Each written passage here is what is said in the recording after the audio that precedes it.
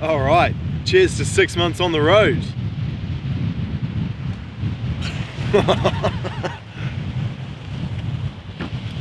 Okay, so question time. But before we jump in the Q&A, we'll just take a few seconds because that's our morning routine right now. Ginger nut biscuits in the coffee. Every day. Every single day.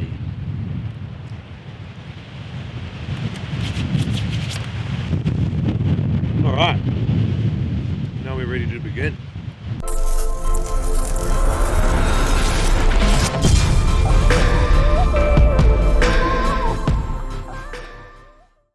So we've asked the question on Instagram and as well to our patrons. So we've got a few different range of questions that we will go through today. One of the most common questions for some reason is what nationality is Ange? So many people are confused about my accent. I've had all kind of nationalities, but I'm from France. I lived in the suburb of Paris and I moved when I was 21 to come to Australia. So I've been here for almost 6.5 years. Next question, your least favorite campsites?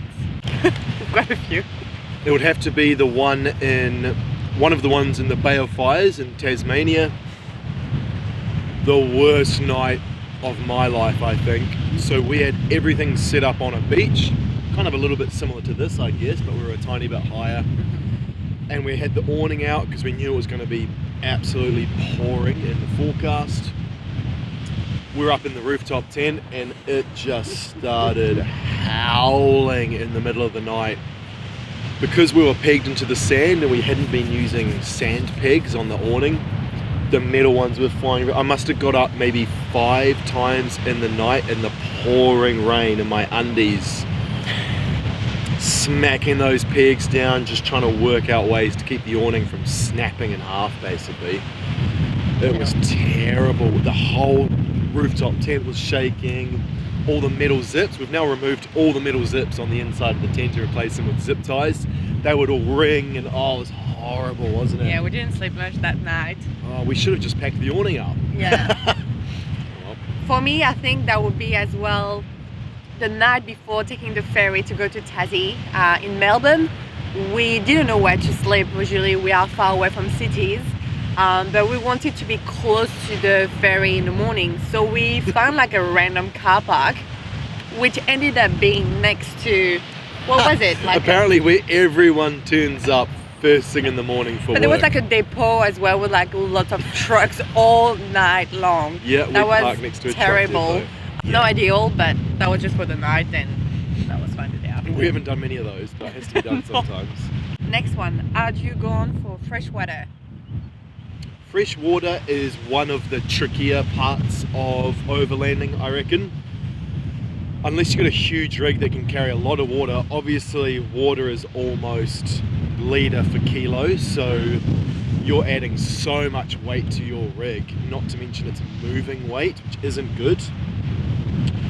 We carry usually 20 litres of water in our jerry can on the back of the car, and then lately we've upgraded since then. We've got 2 more 5-litre jerry cans, and as well, like a few weeks ago we bought like a 20-litre collapsible bucket. Yeah, I've used only one. That was for Turkato, but we've only had that recently. But really, we've got to be super careful with our freshwater use. Every town usually has somewhere where we can fill up fresh water. I was really lucky, and then I met a guy who worked for the council one day, and he gave me a steel key. Hard to describe, I should have it here.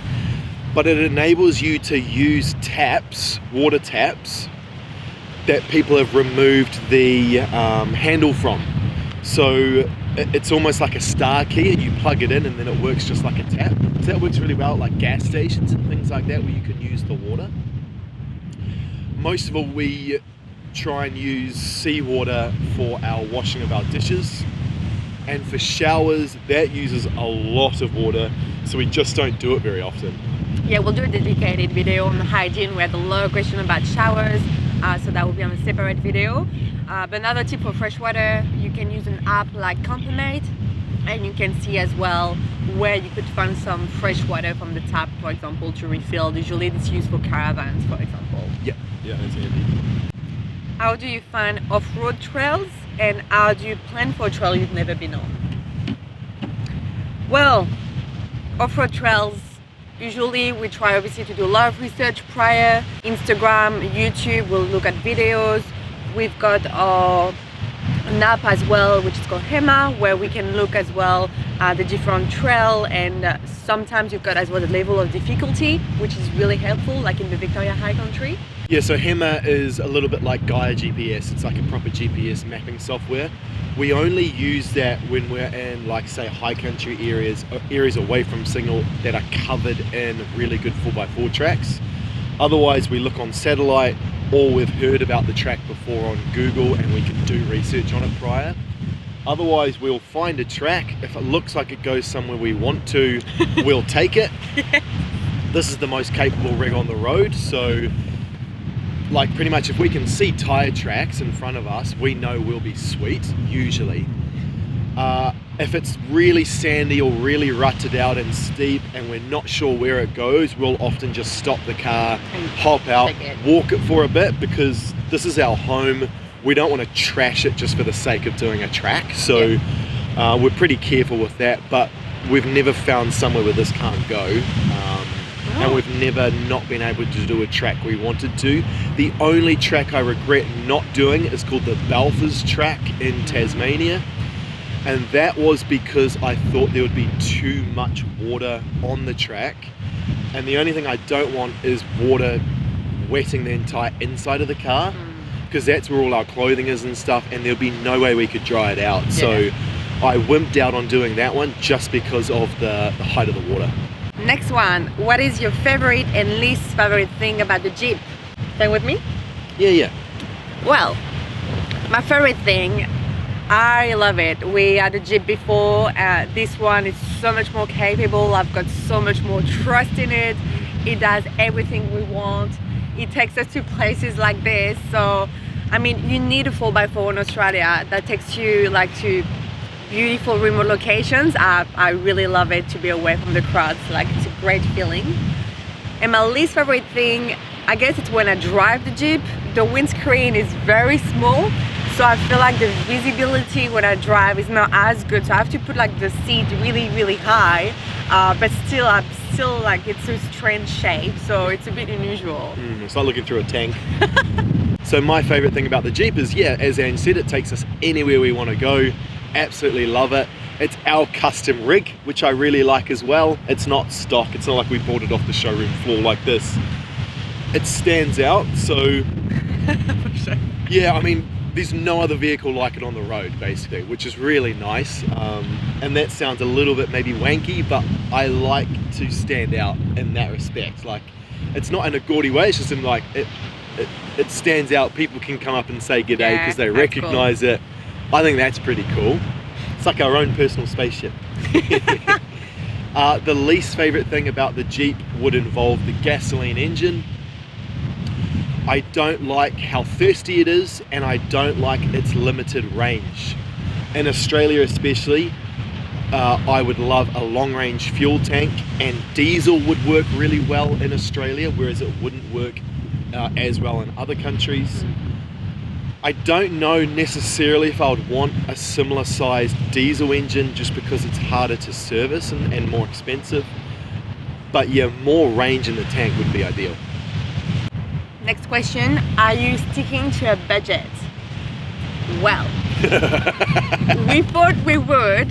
We had like everything planned, but to be honest, we don't stick to it. The first month we blow the budget. There will be expenses that you didn't expect, things that you need to buy, you forgot, or you didn't realize you will need. So, and it took us as well a few months to adapt to this lifestyle. It's not like something like normal, so it takes you a bit of time to adapt. So now basically we're just trying to be a bit more careful with some expenses. So for example, for us, that was the cafes. That was really taking a lot of money every month because we had to stop and to work there. But since the lockdown and pandemic, obviously all cafes are shut, so that saved us a bit of money. Yeah, it has. And as well, with Chris going for spearfishing, he saved us as well some money for groceries. Well, that's true. Yeah, that saved a lot of money recently. So I was a personal trainer before this, and for all those personal trainers out there, you'll know that most of the time you're in a cafe. So I was really used to just chilling in a cafe next to the gym with my mates, and that was really hard to get over that habit once we went on the road. I was still spending a lot of money wanting to stop at cafes to do work, even stopping, I'll go to McDonald's sometimes. Like, it's just how I've always been. So that's now completely stopped, and that has really cut down my spending budget. But then I will counteract that by getting a new hobby in spearfishing. So spearfishing cost $1,000 straight off the bat for all my gear. But now that's starting to get some money back out of it. But you've always got unforeseen events. So servicing on the car is more expensive than you'll realize, because you'll end up taking it to a mechanic and they'll find something that might need to be fixed or addressed. The GoPro broke the other day. That was $500 right then and there. We stayed in an apartment hotel in Perth to wait out a storm. That cost money. But then we save a huge amount of money in that we don't pay for camping almost ever. We always find our own. We now don't go to cafes and stuff, as Ange said, and we don't pay for touristy attractions. We don't do like the cruises and the things like that. We find our own stuff to do. So you can really make it work. We don't live a lavish lifestyle at all. And our big expense is food and fuel. What camera gear do you use? We'll go over that in a specific video, because there's a lot to it. It's not just about what camera you use, obviously, it's how you use it, the specific times you use them, etc. So we'll do a dedicated video to our whole setup in regards to camera editing, drone footage and stuff. But just quickly, we use a Sony a7R III. We have at the moment a microphone sitting on top of that for when we're sitting down and doing a Q&A like this. It's a directional microphone. We normally vlog on a GoPro Hero 8 Black, which is phenomenal because it has a inbuilt stabilizer, and a pretty good microphone. So we use that for most of our day-to-day stuff. And then we use a Mavic 2 Pro as our drone now. That wasn't always the case. But yeah, we'll go over more in detail about that in another video. Yeah, so let us know if you have any question about any of these gear or anything else, and we'll be happy to reply in the next video. What is one item you brought that you wish you didn't? Probably the iron cast pan and pot that we used to use when we were camping, like on weekends in Sydney. It was very easy to just light fires in New South Wales. What we didn't realize is in other states it's not as easy. So we don't know if potentially the bushfires that happened in Australia 6 months ago did impact a bit. Yeah, since then we've had maybe 2 fires, and that was in Tasmania. So yeah, that was useless, so we just got rid of it. We hang out in national parks maybe 80% of the time when we're exploring and checking the place out. And as a blanket rule, no fires in national parks, right? Now, we used to go into as Ange said, up into the mountains a lot above Sydney, which was cold, damp. You could have fires there a lot of the time, and almost needed campfires there because it would be freezing. Not like that. Up in Victoria was the same, apart from the bushfire season, so you couldn't have fires then. You probably can in winter, right? Now, everywhere we've been in WA has been really tricky for that. We just want to cook the fish on the fire. Yeah, it's funny. A lot of people have fires anyway, even though you're not meant to. We've noticed. We don't do that. Either A, we're stealth camping, don't want to draw a huge amount of attention to us, or B, you just shouldn't have a fire there because it's a massive fire risk, right? So we've had to ditch everything that we were carrying that involved camping fires, which sucks because that's the bush tally. So that's probably been one of our big disappointments since we've been on the road, I would say, is that we pretty much go to bed at like 6 or 7 p.m. because it's pitch black. There's nothing to keep the mosquitoes away or anything like that. So we just go onto the roof nest and edit or watch YouTube or go to sleep because we don't have that fire to look at. And as well, what item has been the most useful on your trip? me, I'll say everything fitness related. Like the sandbag, I've really liked it, especially since we are in WA. It's so handy to be able to carry it and like just fill it with sand on the beach and do like beach workout. I just love it. Plus kettlebells and bands, easy to carry, and that's been really handy. For me, it wouldn't be one thing, it would be a few things that we've done with the Jeep. Having the onboard compressor in the glove box has been hugely handy. We used to have one that you'd take out of the car, but it would always be stashed under a bunch of equipment, and it used to just be a real pain in the butt, and you would look for excuses not to deflate the tires. Now we don't have to do that, so that's a big plus. Secondly, the huge one we use the whole time is our power inverter. It's a 1,000 watt pure sine wave inverter, and we charge stuff almost every day, obviously because we're filming. 2 laptops, 3 drone batteries, everything. Camera, toothbrush, there's a lot of stuff we charge that you don't really think of on doing a big lap. So that's been a really big one. And thirdly would be moving from a chili bin or like an esky to a standalone 12 volt fridge. That's been a must. There's no way we could have been finding ice on the road. It just wouldn't have been possible. And maybe I'll add to that as well. The rooftop tent has been a game changer. We did like a East Coast road trip last year for 3 weeks at a swag, which we've been using for the past 2 years prior to that on the weekends. But the rooftop tent has been amazing. It's easy to pack, easy to set up, it's really comfortable. Like seriously, definitely rooftop tent over swag. And we find it really interesting that America hasn't really adopted the hardtop rooftop tents yet. We've never owned one of the clamshell canvas ones, but we've heard they're a real pain in the butt with the cover that goes on them and the fact you've often got to get on top of the car to deal with it. Whereas literally we just pull down and pack in the sides a tiny bit and it's done. So I would imagine America will adopt those pretty soon. The only downside I could see with them is that they're a little bit longer than the canvas ones, so that can be a bit tricky on some rigs, but it's been phenomenal. We'd really recommend a hard shell rooftop tent. Next question. Excuse me. Next question is, where's your drink? Mate, you're not welcome today. No fish. Just a crow chilling. All right. Next question. Where's your dream overlanding destination? What would yours be? I mean, everywhere would be amazing. We were thinking initially the Pan American Highway, but for now, I think I would love to do Europe, like explore my own backyard, France, my own country, and all like the different country around. It will be, in terms of distance, so much easier because the distance in Australia, you can't realize until you're on the road. It's huge, like from point A to point B, it may take you like hours and hours and you don't see anything on the way. So I would say Europe for that would be amazing.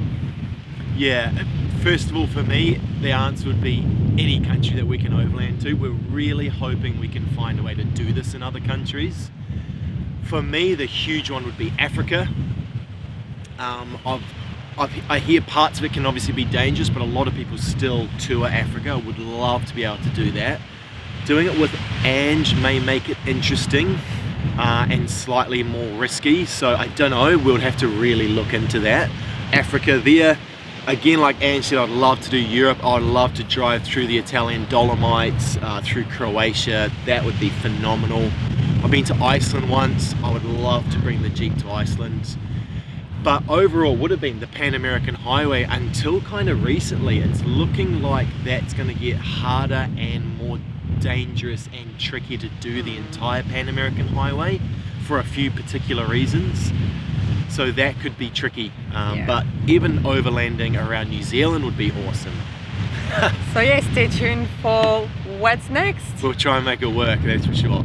And speaking of overlanding, what would be your ultimate overlander vehicle? Ooh. What do you reckon? Well, we love our Jeep. Like, we would not at this stage consider switching to like any other kind of vehicle. The one we kind of like keeping an eye on is the Jeep Gladiator. Yeah, so the Jeep Gladiator because it's larger, it wouldn't be the truck bed we would want. I would want to chuck a big steel canopy, one that's similar to like the way Patriot campers make them, like an aluminium hard shell canopy on the back, kitchen and everything on one side, spearfishing gear on the other. We already have that pictured. Yeah, rooftop tent on that, and then find a way to sit like maybe a big dog canoe, something that I could spearfish off, but Ange could also be in at the same time. That would be really good. Plus having the eco diesel V6 turbo diesel would be the way I would want to go. Just the extra torque would be sick. So many people hit me up about why aren't you driving a Toyota Land Cruiser in Australia. There's a few reasons. I've been in a 79 series, that's the big one, that's the big V8 diesel. I love the engine, I don't like the car. Not very I don't want to offend heaps of people, this is just me personally. Not super comfortable, no flex unless you spend an outrageous amount of money on getting flex, and really bare bones inside. Sounds a bit swanky, but the inside of this Rubicon's so nice, really comfortable, and we're in it all day, every day. We want something comfortable, right? Yeah, you now, can't skip that. Again, the 79 series engine would be awesome. I would love to chuck that in this, but it's also, man, the 79 series is like $100,000 stock, and then you've got all the bits and pieces. We're talking like 150K. We don't want to get a vehicle on a loan, and we bought this outright with cash for a fraction of that, so that's the big one. Does it get tiring to film and edit on the road? I mean, we are still quite fresh and quite new into that editing on a weekly basis and publishing videos. We've done a couple of videos last year, but really started at the beginning of our lap. So it's still like a learning process, and no, we actually really enjoy it. Like we are learning to really slow down, enjoy the scenery, and like really visualize what would be good on a camera, and that makes us as well slow down in some places. Yeah, I agree 100%. It's hugely rewarding because it does get us to slow down, really appreciate what we're seeing. I really like it in that it's a completely new skill for me. Before we were on the roads, I would just take still photos as a hobby. Now that's completely changed to videography, and I really like that challenge. But at the same time, I'm a human. I don't get up being super jovial and positive every single day. So some days I just don't want to be like, oh, check this out, this is incredible. I just want to enjoy it myself, or chill out and be in my own thoughts. And if you're full-time videoing, that can be a bit of a challenge. So, but yeah, it just takes some adaptation. But overall, I think it's really positive. So that's why we, as much as we film a lot, we don't film every single second and every single day. There are days where we don't film, we'll do like more editing on these days. So like obviously we show you a fraction as well of what we see. We don't show you, you know, like the days where we go in a cafe to edit or anything like that. That's not really our style. As with all social media, you see the highlights, you don't see, not necessarily the negatives, but just the boring, the mundane. If we stay at one place for more than 3 days, sometimes we won't film those 3 days because nothing's massively changed. And when you get used to something, you're not as excited about it to then think about filming it, right? But we really appreciate the support so far. We've like reached more than 5,000 subscribers, which seems like insane still to us. So thank you so much for watching. That's a really good point. When we were first doing videos, it was a huge amount of work to get a video up on YouTube and only have a few people watch it. Like a lot of our friends are really supportive, but probably the majority of our friends and even family probably didn't even watch them. So it almost became like, yeah, almost like it's so much work. But we really had to stick at it because we knew what we were doing is cool, and we really want to show that you guys can also live this lifestyle. Like we're not some crazy campers and weirdos that live wealthy in a car or anything like exactly, that. Yeah, we're just normal people who had normal jobs, and we were like, you know what, stuff it. it's time. And we're not even super young, really. I mean, we're definitely in baby making age, but at the moment, this is what we want to be doing. We want to see the world. We want to show you guys that you can too. And a final question, what is it like to live with your partner that close on the road? Oh. That's a big question. So Chris and I, we've lived together for 3 years prior to our road trip, and after we've done like many camping adventures together on weekends, so we're kind of like used to as well that kind of setup. But that won't prepare you for what is about to come. It's very different to live full-time together on the road. You will need to have some kind of boundaries. So you will need to have some time on your own, and it's okay to have that. You don't have to do everything together, and you will need like your separate activities. Sometimes I would go like for a morning walk, Chris will do a training, Chris will go spearfishing, I'll do a training. It's like okay to be separated, and then we'll just meet for lunch. It's an interesting question, that one. We're super close, and we were before this trip, so we had a really good idea that it would work. Now, at the start of the trip, we sort of had a bit of a discussion and said we're both going to need our own space at some point. Ange is incredibly independent, I'm incredibly independent. Ange was on salary, I was working more hour to hour, so I had a lot more free time in Sydney than Ange did. And I was used to that, so I'd hang out with my mates, I'd play video games, I'd just do my own thing, I'd go to the gym. So I was very independent. And then we've been thrust together the whole time. Like for instance, even just like bed, right? So that rooftop tent is only big enough for us to sleep in, but that's now our bedroom. So we've very much got a line down the middle of the bed. Ange is on one side, I'm on one side. We're both really territorial. Ange is super territorial with her space, even though technically I should probably get 2/3 of the bed, but that's okay. So even just that alone is a challenge. Now, sometimes I will go for a beach run and Ange will do her own training, and that's some time on our own to get our own thoughts and stuff. I really like the spearfishing, not only for what I'm doing out there, but for the fact that it's on my own and I have to rely on myself. But overall, it's been absolutely fine. It's strengthened our relationship. We aren't the perfect fairy tale couple. We squabble, we fight, one of us will have a bad day, and yeah, we're maybe 90% of the time we're getting along really well. The other 10% of the time we're kind of annoyed at each other like about something, probably just because we're spending so much time together. But overall, it's been fantastic and it's strengthened our relationship, but I could imagine it would be very taxing on other relationships that someone else might have, right? So that's a tricky one. You've really got to weigh it up as to how you think it's going to work, because I would say it wouldn't work for a lot of people. But no, we're really happy we did it. Yay! So here we go, this is the end of the Q&A. We hope you liked it. We hope that answered some of your questions.